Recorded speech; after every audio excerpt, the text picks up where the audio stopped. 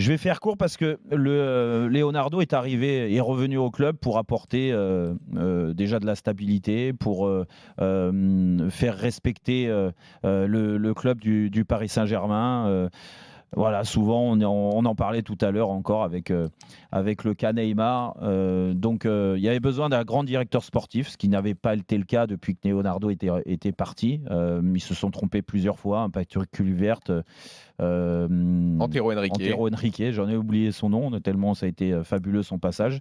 Donc lui est arrivé pour ça, pour être plus judicieux aussi dans le recrutement, pour construire une équipe qui s'apparente une des plus belles équipes en Europe pour pouvoir gagner la Ligue des Champions. Alors oui, les résultats, on ne peut pas lui reprocher depuis qu'il est revenu.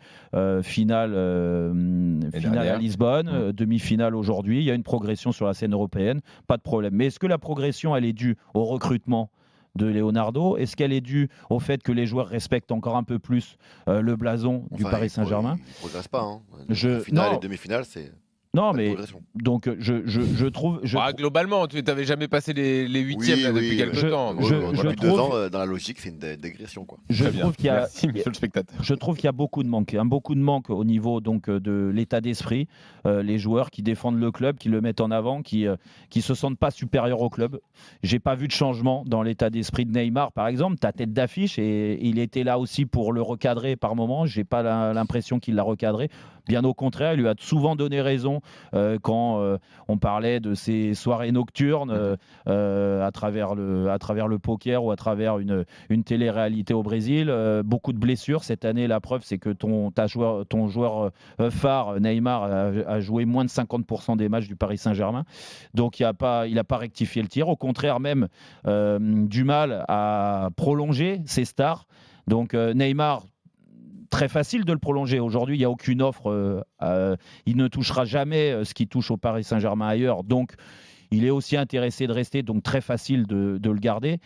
Le X, c'est Mbappé. Ça fait plus d'un an, tout Leonardo qu'il essaye de le prolonger. Et pour l'instant, pas de réponse. Et au contraire, on sent que s'il y a une offre d'un certain club en Espagne, et Mbappé il va partir, il ne va pas rester pour les beaux yeux de Leonardo. Donc ça, c'est un échec. C'est un échec au niveau du recrutement. Rappelez-vous, juste cette année, Thomas Tuchel avait besoin d'un renfort au milieu de terrain. On lui a proposé Danilo, il le prend. Danilo, aujourd'hui, il est à l'abandon. Je ne sais pas ce qu'il fait. Il n'a jamais été à la hauteur. Recrutement d'autres joueurs aussi. Icardi pour remplacer Cavani. La sortie de Cavani laisse un petit peu à désirer. Celle-là, elle est incroyable. 70 millions, vous avez dit que vous alliez faire court. Non, mais comment Cavani a été respecté par le club? Je suis désolé, quand tu es directeur sportif, c'est toi le patron. C'est toi qui dois gérer la sortie de certains joueurs, la sortie de Thiago Silva.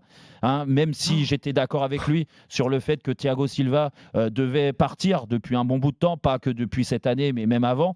Et que ça a duré malheureusement grâce à sa finale, du moins à son parcours à Lisbonne. Mais il fait court là. Non, mais à son parcours à Lisbonne, Thiago Silva a eu le droit à une prolongation, alors que dans la tête de Leonardo, c'était clair et net, il n'en voulait plus. Donc pareil, changement de cap.